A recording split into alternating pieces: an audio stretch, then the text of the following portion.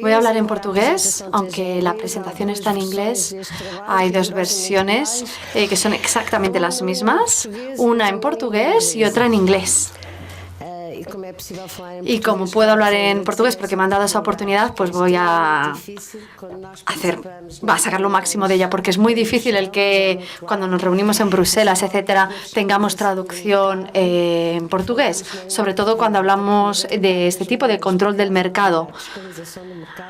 Así que casi todas las reuniones suelen ser en inglés. Así que voy a empezar diciendo que muchísimas gracias por haberme invitado a estar aquí. Es la primera vez que realmente las autoridades de control del mercado portugués participan en uno de estos eventos. Así que muchísimas gracias por acordarse de Portugal.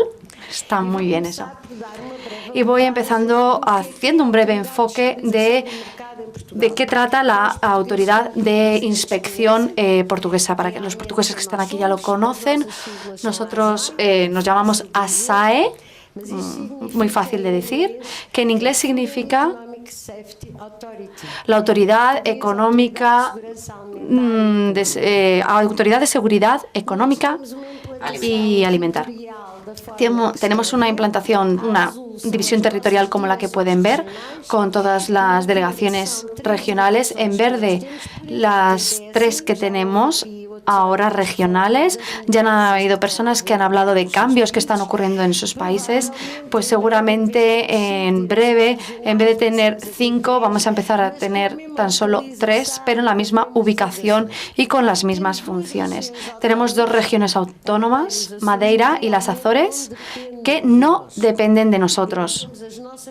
Y luego tenemos a nuestros congéneres, que tienen exactamente las mismas competencias que nosotros tenemos. Son también autoridades de control, según el reglamento 17607/2008, que ya se mencionó en lo que se refiere al control de mercancías.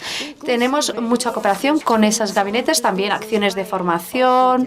A veces ellos vienen al continente o vamos nosotros a Madeira o las Azores. Así que realmente sí que existe una gran coordinación, pero no dependen de nosotros, son independientes.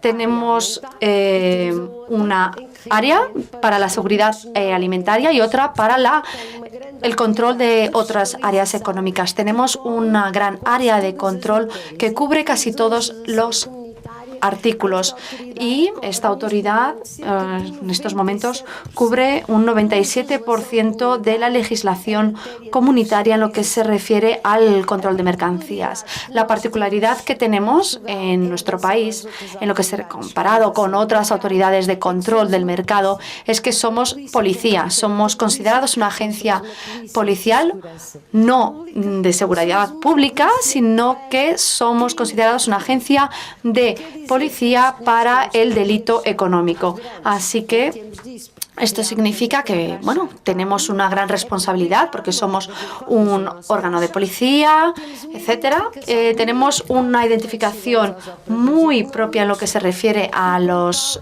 operadores económicos y, por lo tanto, eso realmente contribuye a unas enormes tareas en lo que se refiere al control del mercado. Además, como somos un órgano de policía delincuente y hemos tenido dificultades para adaptarnos, una vez que adoptamos el artículo de la directiva que he mencionado antes, nuestras autoridades tenían que tener ciertos poderes, y esos eran poderes que ya teníamos. Podíamos ir a cualquier circuito comercial, a cualquier cadena de suministro, podríamos ir a visitar al importador, al distribuidor, podemos entrar en aquel recinto que deseemos gracias a nuestra calidad de policía para poder realizar inspecciones. Además, en lo que se refiere a las características, por ejemplo, a las diferentes materias, nosotros tenemos los decretos ley o decretos reales en España. Nosotros tenemos unos 1.400 decretos para realizar las inspecciones. tenemos una actuación muy transversal en lo que se refiere a todos los servicios. También hacemos inspecciones sobre propiedad intelectual, etcétera. Todo lo que tenga que ser inspeccionado, incluso para temas que no aparecen en algunos países, como por ejemplo la fijación de precios, eso es algo que es nuestra responsabilidad. Tenemos competencia sobre todo esto. También participamos en lo que llamamos ADCO Groups o grupos ADCO, que son grupos de cooperación administrativa creadas por la Comisión para algunas directivas, no para todas, como las llamadas directivas con el marcado CE y el nuevo enfoque de este marcado CE, gracias a la decisión 765, en lo que se refiere a este enfoque, ya lo llamamos el nuevo abordaje de esta nueva directiva, y ya estamos inspeccionando sobre todos esos, en todos estos grupos con esta nueva directiva. Y en lo que se refiere a la cooperación, también participamos con todas las acciones que son fomentadas por el llamado ProSafe, y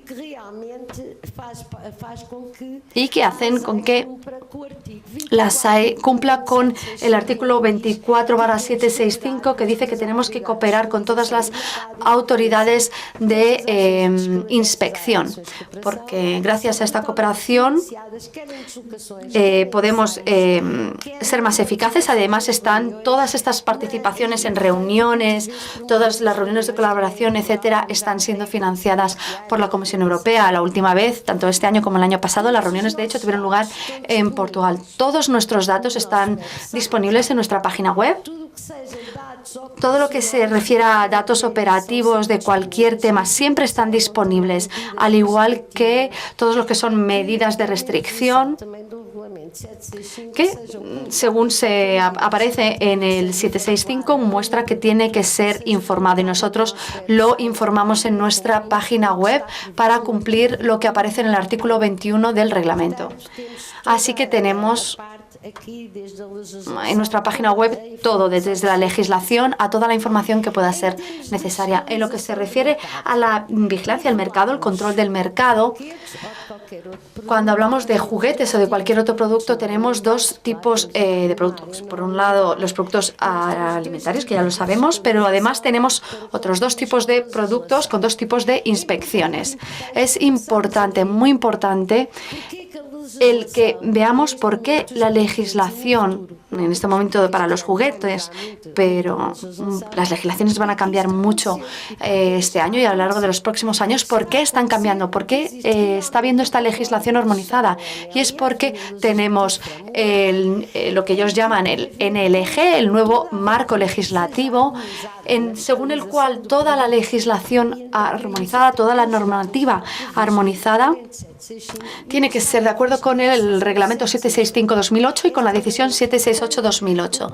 Esto es muy importante, además teniendo en cuenta que según el reglamento 765 se afirma que todas las legislaciones o normas tienen que estar armonizadas. Así que nos encontramos ante un panorama diferente. Todos estamos hablando de un mismo reglamento, de una misma norma, pero ¿qué es lo que trae de nuevo? Bueno, pues además del capítulo 1, en el que hay una disposición general, en el que se habla también de las acreditaciones, que ya se han mencionado hoy aquí, los laboratorios que tienen pruebas de acreditación, y luego también hay un capítulo nuevo en nuestro nuevo reglamento sobre la inspección del mercado y sobre todos aquellos productos que están sujetos a este nuevo reglamento, y que de hecho son casi todos, excepto los alimentos para humanos, para animales, etcétera. Todos los otros sí que están incluidos. Y también hay otro capítulo muy importante que no existía hasta ahora, hasta que se ha aprobado este reglamento, porque hasta entonces no teníamos un tratado comunitario que afirmaba, por el cual antes las decisiones no eran vinculantes, mientras que ahora sí que lo son, sobre el marcado CE. Estos realmente son los 4 capítulos más importantes, por lo menos para lo que yo voy a hablar.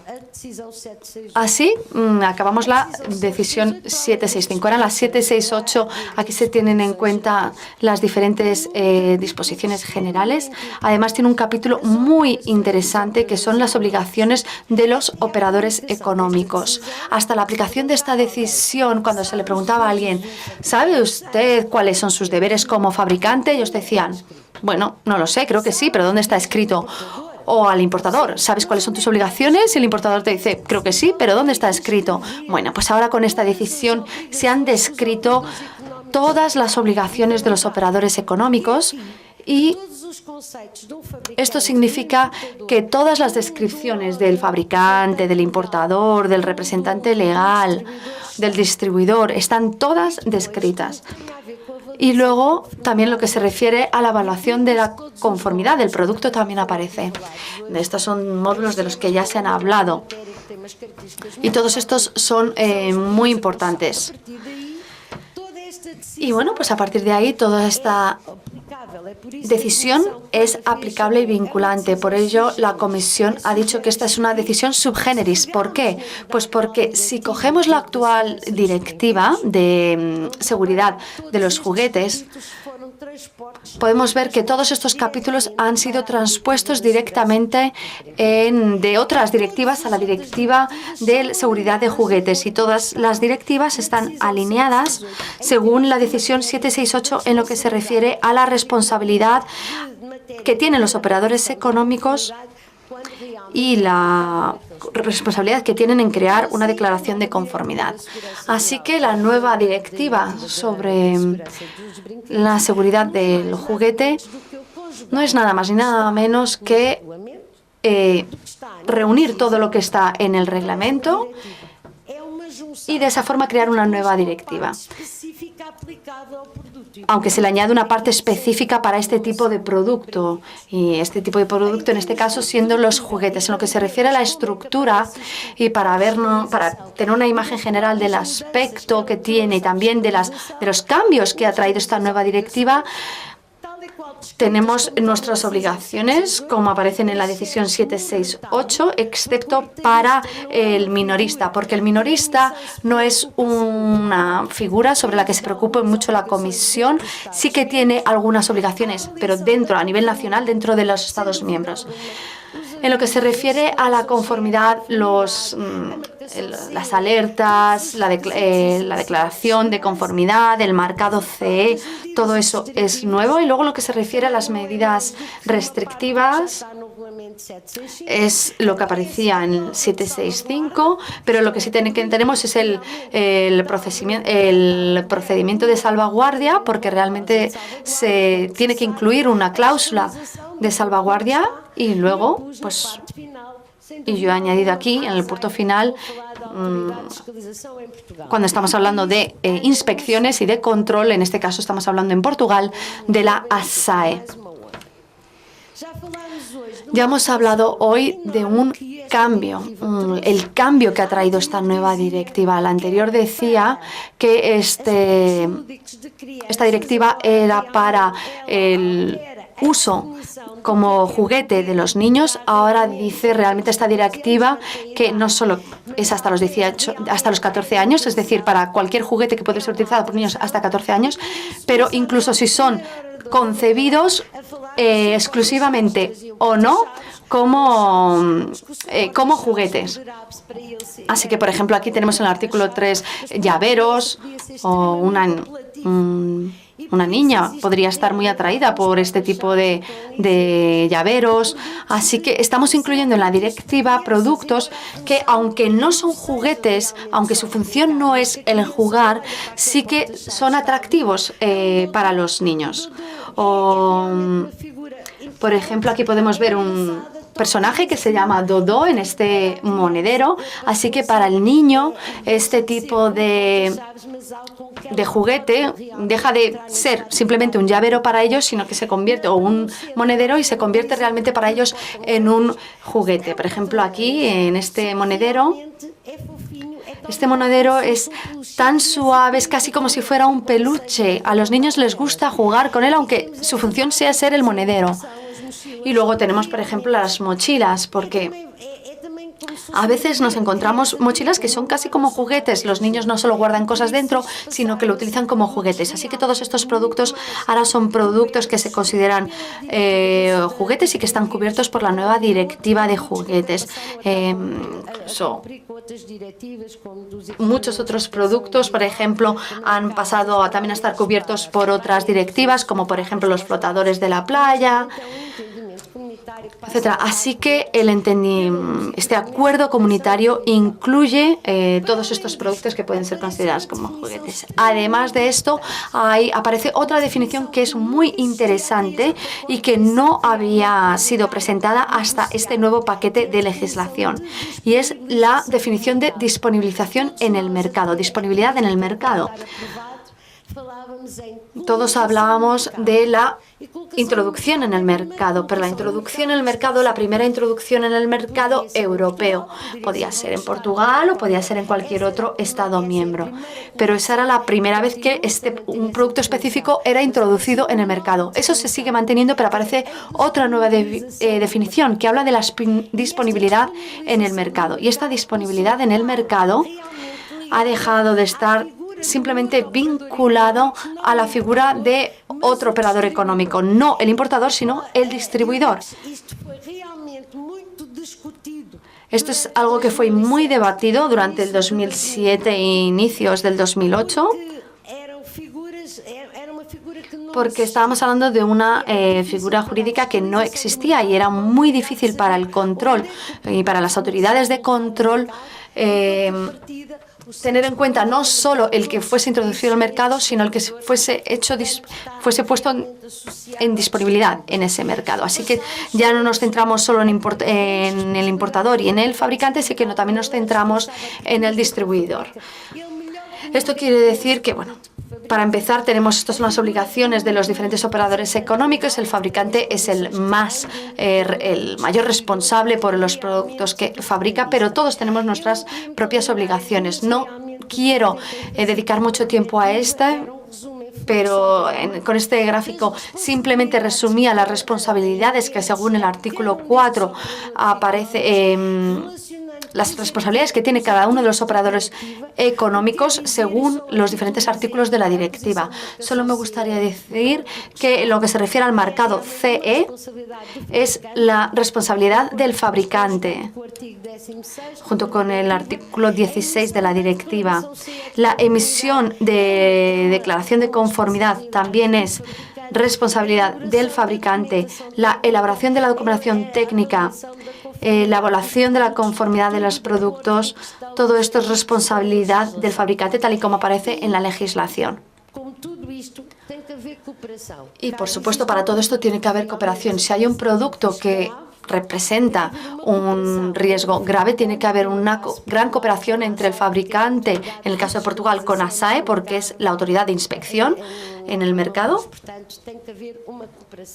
Pero en otros países serían otras agencias. En lo que se refiere a las obligaciones de los importadores, aquí también podemos ver todas las obligaciones que ellos tienen, como por ejemplo la evaluación de conformidad. Los importadores tienen que tener la obligación de importar solo productos que tienen el marcado CE, porque eso va a ser pedido tanto por las aduanas como por las autoridades de inspección. En lo que se refiere a los importadores, también hemos hablado sobre durante cuántos años se tiene que guardar toda la documentación técnica. Bueno, pues la legislación afirma que durante 10 años, durante una década. Eso es lo que aparece en la legislación de los juguetes y en la decisión 768. Así que 10 años es el tiempo en el que hay que mantener esta documentación técnica. En lo que se refiere a los distribuidores están al final de la cadena de suministro y son sobre todo responsables por el almacenamiento y el transporte del producto y por comprobar si esos productos que van a distribuir contienen o no el marcado CE, que es una de las condiciones claves para la introducción de los productos en el mercado. Esta mañana también ya se ha hablado de una nueva figura que aparece. Además de todas estas, tenemos la figura de cuando el importador o el distribuidor pasa a ser considerado como fabricante. Esto es algo que antes no existía, pero hoy en día sí que existe. Yo puedo ser importador o puedo ser distribuidor y ahora, a partir de ahora, puedo tener que asumir también algunas de las responsabilidades de fabricantes siempre y cuando yo altere algo en el producto. Es decir, por ejemplo, si pongo mi nombre en el empaquetado, pues voy a ser considerado como fabricante. Este es uno de los grandes cambios en la legislación. Y por supuesto, para que el producto, el juguete, pueda ser comercializado, tiene que tener el marcado CE que aparece en el artículo 30 de la regulación 765. Hasta ahora podemos ver que tenemos un conjunto de legislaciones a pesar de tener una norma y una decisión, la 765 y la 768. Ahora voy a dar unos ejemplos de cooperación con la aduana portuguesa. Según el reglamento 765, artículos 28 y 29, la autoridad aduanera puede en cualquier momento hacernos preguntas sobre si un producto es conforme o no con la directiva. En cuanto recibimos el contacto de aduanas, tenemos que emitir una decisión técnica, un parecer, y tenemos 3 días para hacerlo, para dar este parecer. 3 días es muy poco, así que tenemos que tener una metodología de actuación muy rápida para poder responder. ¿Y cómo circulan los documentos? ¿Cómo se hacen las preguntas, las cuestiones? Porque podría llegar a lo mejor un producto al puerto de Aveiro y a lo mejor nosotros estamos en el sur. Por lo tanto, tenemos un sistema de documentación informático en el que se tienen que incluir fotografías, etcétera, para poder tomar una decisión. Y de esa forma somos capaces de cumplir todo lo que está establecido. Además, todas las legislaciones han tenido que ser, todas las directivas han tenido que ser transpuestas a la legislación interna. En Portugal es en el Decreto Ley 23 del 2011, del 12 de febrero, y que da diferentes, nos otorgan diferentes poderes a los anteriores. Me gustaría daros algunos ejemplos, son ejemplos de algunas de las cosas que encontramos. Por ejemplo, aquí el caso de las bicicletas para niños, que según las autoridades de control se consideran como juguetas, pero en lo que se refiere a la pauta aduanera tiene un código propio, es decir, las bicicletas tienen un código propio. Así que la autoridad de inspección del mercado sabe cuándo una bicicleta se considera un juguete o no. Todos sabemos que todo tiene que ver con la altura del sillín y de esa forma si tiene que tener un marcado CE o no. Sin embargo, aquí están entrando en el mercado simplemente como bicicletas, no como juguetes. Aquí además aparece un marcado CE que no es verdadero.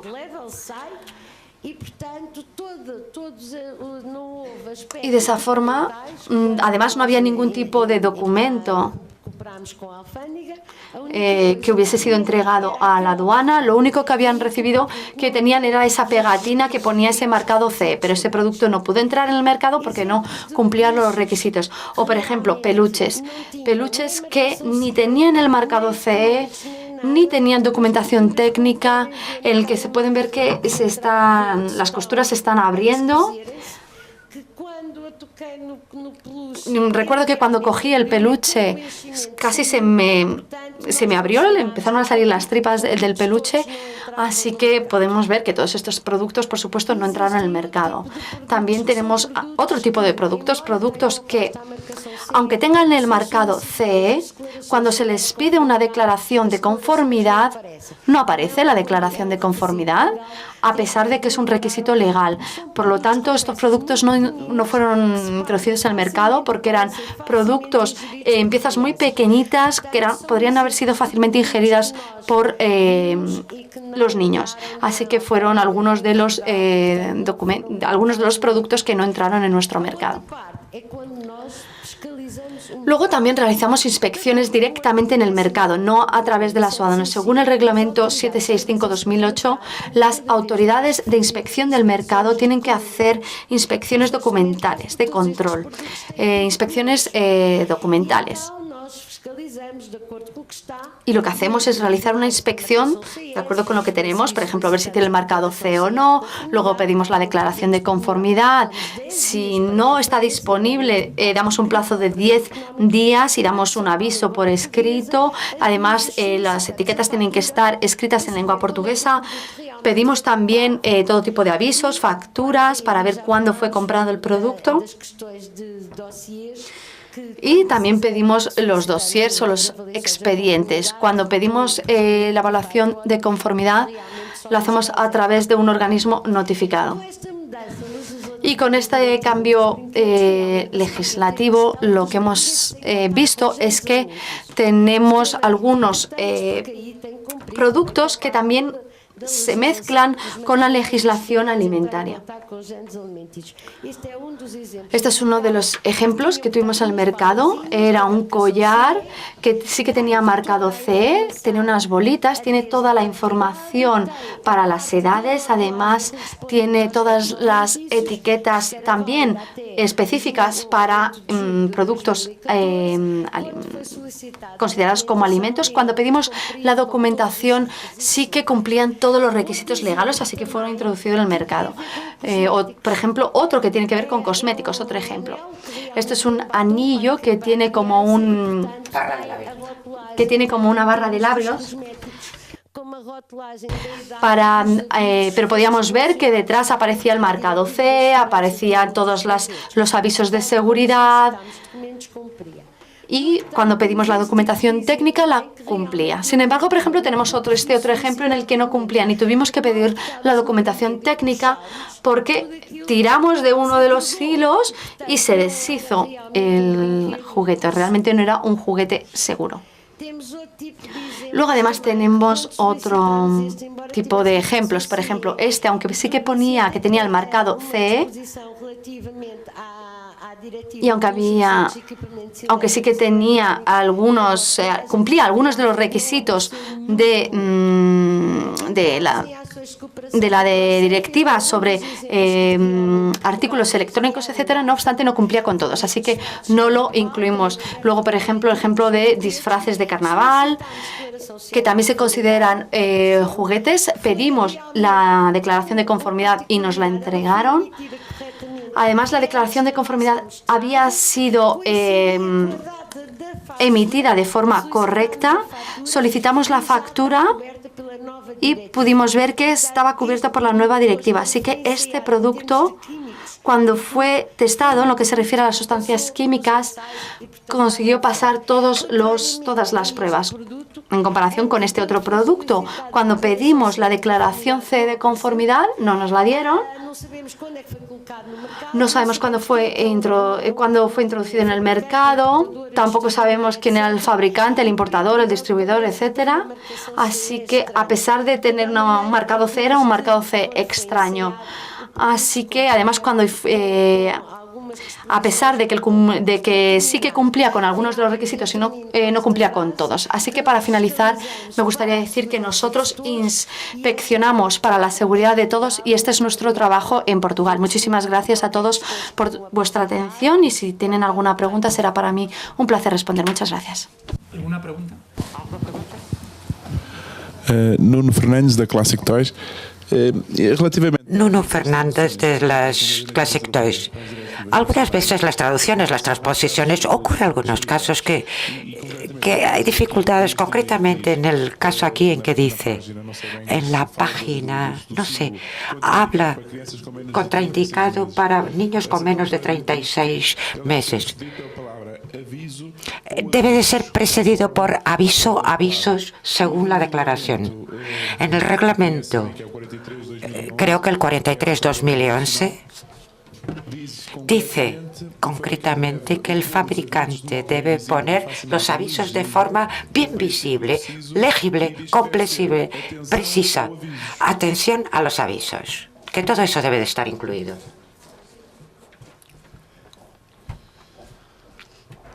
No se va a buscar en los documentos. Si quieres, puedo hablar español, más castellano, ¿no?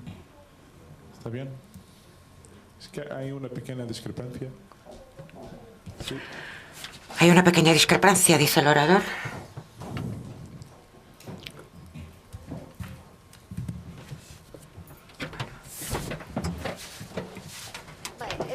La cuestión que se plantea es la siguiente. Mi autoridad es la responsable por la fiscalización del mercado. No es una autoridad de reglamentación. La autoridad de reglamentación en Portugal es otra. Nosotros participamos en asuntos, en cuestiones de fiscalización del mercado. Y cuando el grupo de los juguetes en Bruselas, que se reúne 2 veces por año, está el grupo de los especialistas, de los peritos, y existe el grupo ATCO. Nosotros solo participamos en el ATCO porque somos autoridad de inspección. Es probable que realmente existan algunas cuestiones en la transposición de la directiva al derecho nacional portugués. Y realmente hay una cuestión que ya se le llamó la atención a Portugal sobre eso, pero no nos incumbe a nosotros somos inspección. Y esas cuestiones normalmente se adaptan. Pero hay una cosa que le puedo decir, es que este decreto ley, antes de ser publicados, todos los decretos leyes, son todos comunicados a la Comisión Europea, ya sea Portugal, ya sea otro Estado miembro cualquiera. Y la Comisión Europea en ese momento no planteó ninguna cuestión a la entidad que reglamenta los juguetes en Portugal sobre este asunto. Rigurosamente nada, absolutamente nada. Por lo tanto, toda la legislación nacional, independientemente de la que sea, cuando se hace, es enviada a Bruselas y la Comisión no planteó ningún problema. Pero lo que ha dicho, que está en el artículo 15, dijo... Esperé, que voy a buscarlo. Número 3. Artículo 15.3. Los avisos deben ser precedidos del término atención y la directiva no la tiene. No es solo la directiva. Es así, ese papel que tiene usted. Ese folleto es muy interesante. Nosotros recibimos 2 cajones en ASAE, los distribuimos a nuestros inspectores, pero no tienen carácter legal. Lo que tiene carácter legal es el decreto ley. Es un folleto apenas informativo, pero si miramos a lo que está en la directiva, dice claramente una cosa. Es una advertencia, dice el orador desde la sala. La directiva dice que se deben indicar los avisos y está de acuerdo con lo que está en la lengua inglesa. Por lo tanto, ese folleto es meramente informativo. Para inspección, por lo menos lo es. Pero nosotros también lo tenemos y lo distribuimos. Pero en caso de duda, ¿a quién debemos recurrir cuando ocurran más ejemplos como este? En Portugal, a la Dirección General del Consumidor, porque son ellos los que hicieron la transposición. ¿Ustedes no? ¿Ustedes no? Nosotros somos la entidad de inspección. Solo otra pregunta, específicamente para el mercado portugués. Trabajo en una empresa, en una multinacional de juguetes y me gustaría saber, desde el punto de vista de ASAE, la cuestión de la edad en los embalajes, en los envases, si solo basta el símbolo 3 más, 4 más, 5 más, etcétera, o es necesario poner más de 4 años, como algunos de nuestros clientes nos están exigiendo.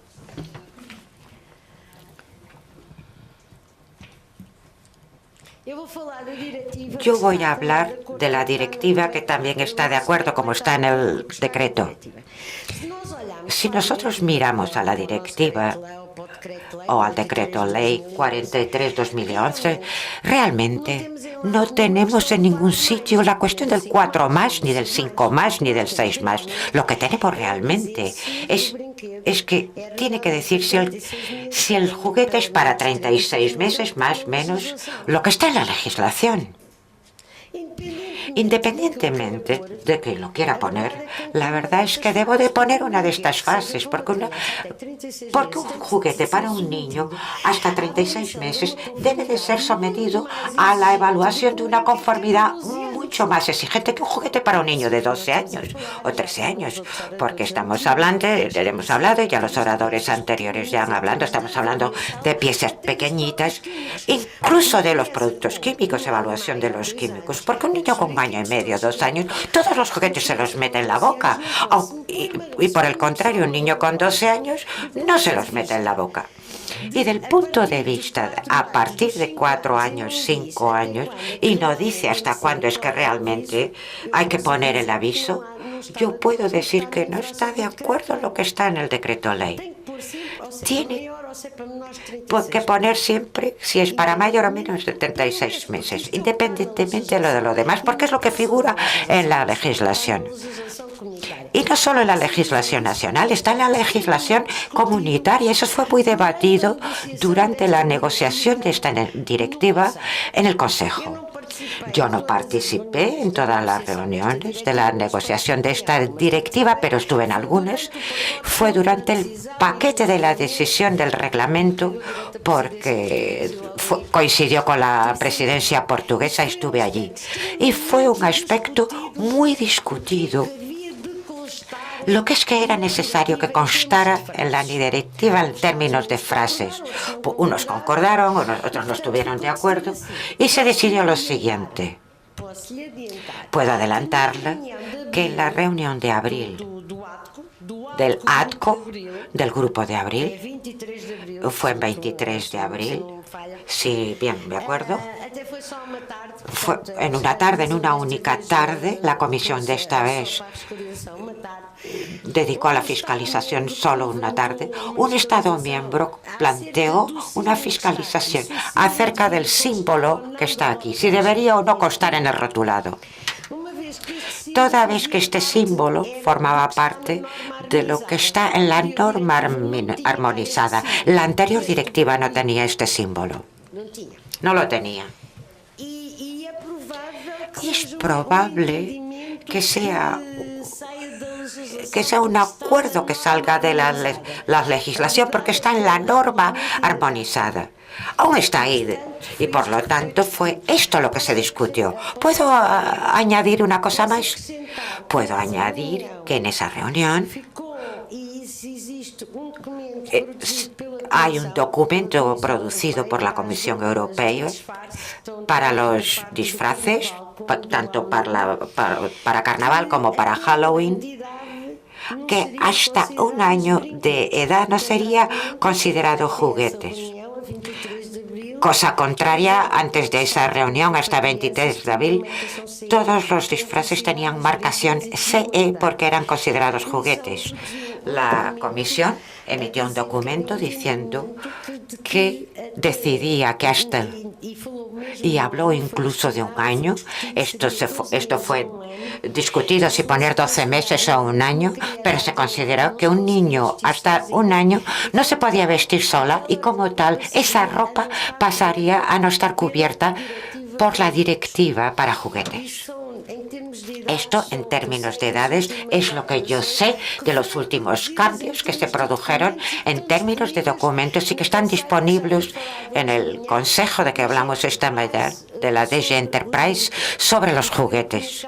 Y fue el comunicado que se hizo por todas las autoridades de fiscalización. Puedo añadir que ya antes de eso ya habíamos recogido esos disfraces de carnaval y eran considerados juguetes, claro.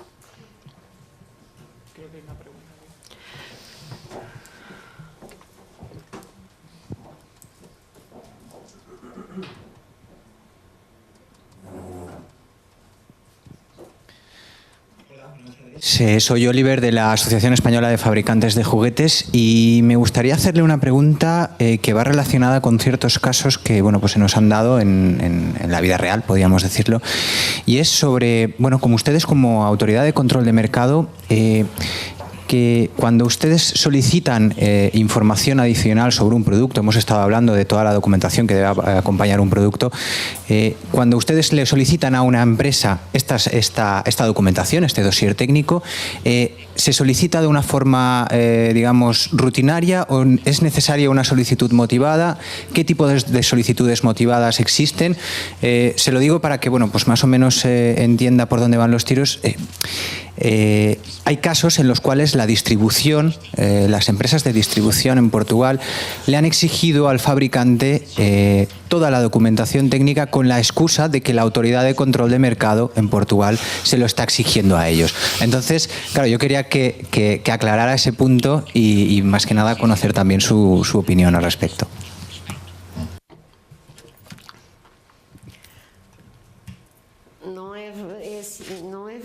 No es verdad. Algunas de las cosas no son verdad. Lo que ocurre es que todo aquello que pedimos, que nosotros pedimos, está debidamente justificado y pedido por escrito. Estamos hablando de inspectores, yo no soy inspectora, soy un perito en algunos asuntos. Todo lo que es hecho por mis colegas es realmente hecho por escrito, como un comunicado por escrito, justificando cuál es el motivo de lo que estamos pidiendo. Lo que hemos pedido últimamente son las copias de las declaraciones de conformidad. Pedimos copias y pedimos evaluaciones de conformidad. Normalmente no pedimos el dossier técnico, solamente cuando se nos plantea alguna duda. ¿Y por qué esto? No hacemos nada más ni nada menos de lo que está previsto en el reglamento 765, en el artículo 19. La cuestión del dossier técnico es que un dossier, independientemente del dossier técnico, o sea, de la materia que sea, siempre implica algo de confidencialidad. Por eso no lo pedimos. Cuando lo solicitemos, decimos cuáles son las partes que queremos y es consultado en la presencia del representante del fabricante. Nunca nos quedamos con una copia de informes de ensayos y nunca pedimos originales porque tenemos que usar la información. Pero hay una cuestión muy importante, que es la acreditación. Una cosa es hacer un ensayo en un laboratorio que realmente está acreditado y otro que no es ni creíble ni tiene competencia técnica reconocida, porque los acreditados son auditados todos los años y son laboratorios con competencias técnicas reconocidas. Y otra cosa es que yo hago un ensayo en un centro que no se conoce. Cuando a veces ni conocemos el laboratorio, crean que consultamos las bases, incluso que el ensayo haya sido hecho en un país tercero, en algún país asiático, porque de acuerdo con las reglas de la acreditación, ellas pueden ser reconocidas. Desde que esté dentro de los acuerdos internacionales, porque ustedes saben muy bien, ni todos los organismos europeos de acreditación están dentro de la European Accreditation, ni todos ellos. La mayor parte están de acuerdo, pero hoy en día la European Accreditation existe una y no quiere decir que dentro de un año o dos no aparezca una segunda o una tercera. Por eso la Comisión hizo un protocolo para un determinado tiempo. Pero nosotros, aunque estemos de acuerdo con eso, hay que cumplir también los acuerdos de reconocimiento mutuo con países terceros. Por lo tanto, lo solicitamos. Y lo solicitamos porque ya nos hemos enfrentado a situaciones. No quiero señalar a nadie, pero realmente no existían. Si se fijan, hay una cuestión muy importante en el capítulo de la fiscalización, el 765. Muy importante. El artículo 19 dice que las autoridades de fiscalización tienen que tener en cuenta realmente la acreditación, porque es una competencia técnica reconocida. Y por ese motivo nosotros pusimos en el decreto ley en Portugal que realmente eso por escrito. En el decreto ley 23/2011 lo pusimos por escrito y el responsable está ahí por escrito. Y tenemos siempre en cuenta cuando el ensayo es hecho por un laboratorio acreditado. Y cuando entramos en las acciones de cooperación comunitaria, una de las grandes preocupaciones es recurrir a laboratorios europeos que tengan los ensayos, los tests, las pruebas acreditadas, como esto de los trajes de disfraces, que no fue hecho en un laboratorio reconocido y que ya se habló también hoy por la mañana aquí.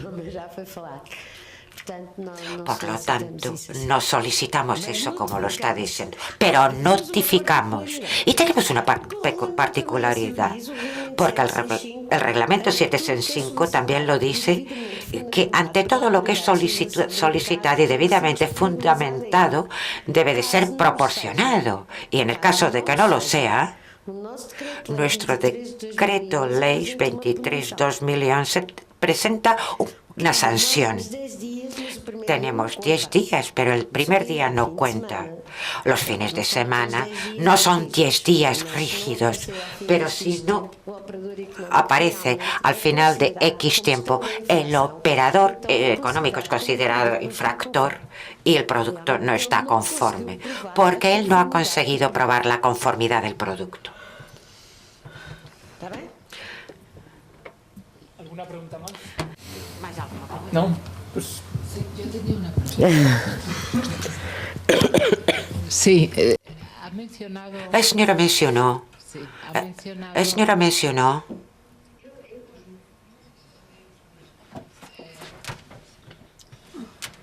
acuerdos de reconocimiento mutuo. ¿A qué se refiere con esto?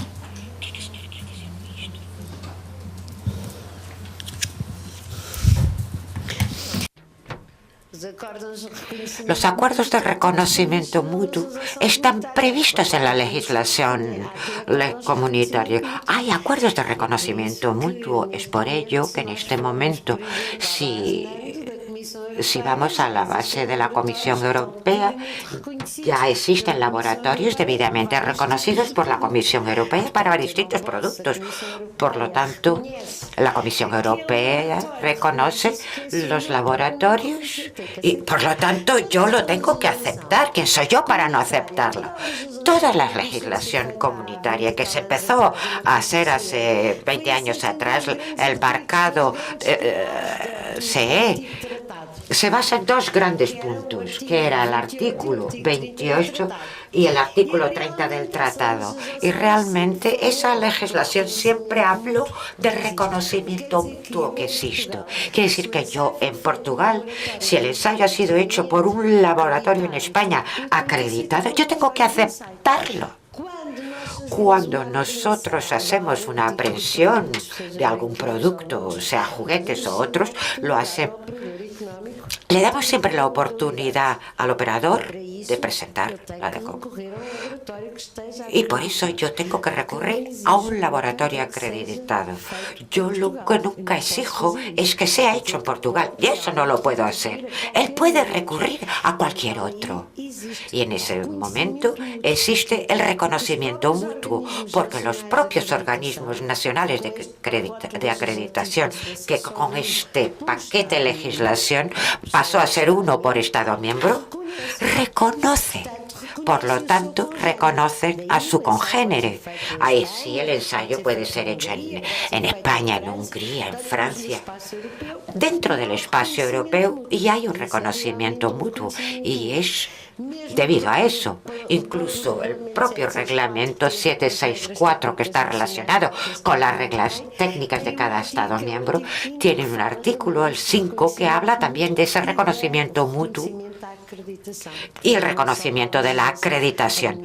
No es solo para la legislación armonizada. Sí, Muchas gracias. No, es que quizá es por un tema de la traducción. Ese es el principio de reconocimiento mutuo de la traducción.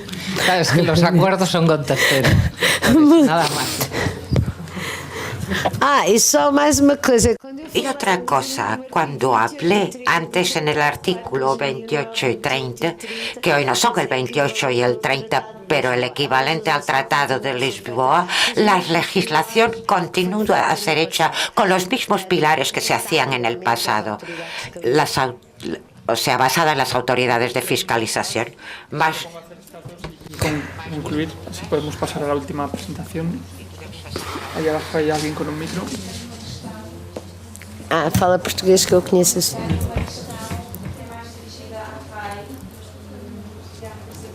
No está utilizando el micrófono. No está utilizando el micrófono y no se oye. Quería plantear la cuestión. Ahora se me oye bien.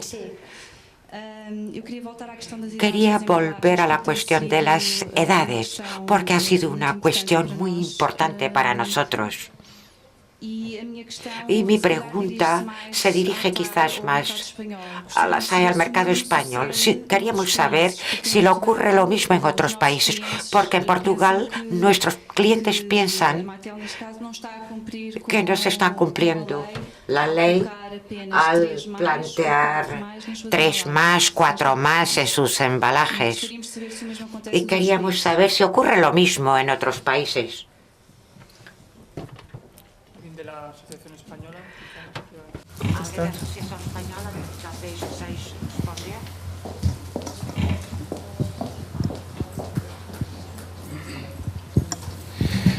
Bueno, si he entendido bien, la pregunta viene por la duda de si es obligatorio o no poner la edad recomendada por uso, no la de 0 a 36 meses. ¿He entendido bien? Bien, bueno, en España no hemos tenido ningún problema porque yo creo que la guía de la directiva lo deja bastante claro. Establece que siempre y cuando esa edad recomendada por diseño tenga en cuenta conceptos o puntos que tengan que ver con la seguridad, será obligatoria.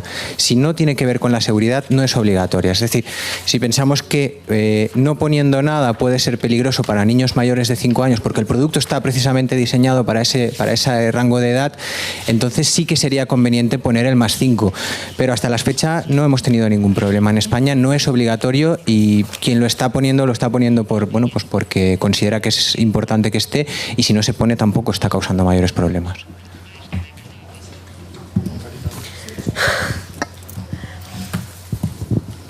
Hola, soy Karina Pernías de AIJU. Solamente por añadir mínimamente un comentario respecto a la situación en España, respecto al tema del etiquetado de lo que ha dicho Oliver Giner. Realmente estamos hablando de 2 edades, una que es básica para salvaguardar la seguridad de los juguetes, que es la distinción que se ha comentado de 0 a 3 y de 3 en adelante, y otro etiquetado adicional relacionado con la edad que se puede añadir voluntariamente siempre que se quiera que un juguete pueda estar recomendado para más de 5 años o para más de 6 años o para más de 8 años. Entonces son 2 aspectos diferentes que son los que hay que tener en cuenta y que no son incompatibles uno con el otro. Más o menos esto es por fin matizar o añadir un poquito más a lo que ha dicho Oliver, que era... Señor Fernández de la Dirección General.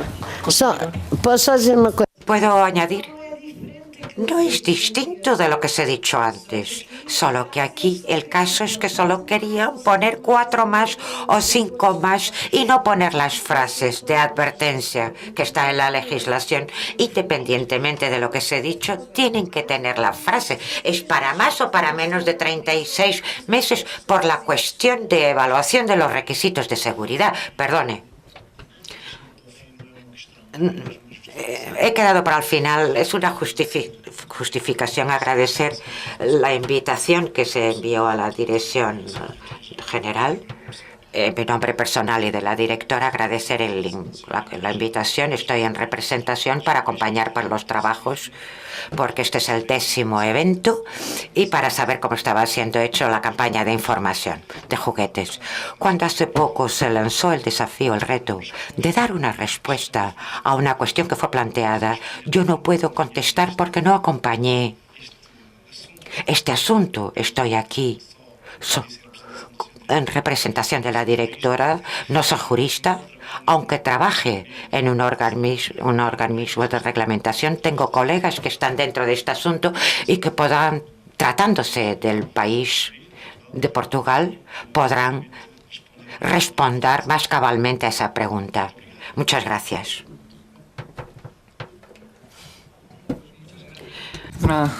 Un debate interesante. Invitaría ahora a Oliver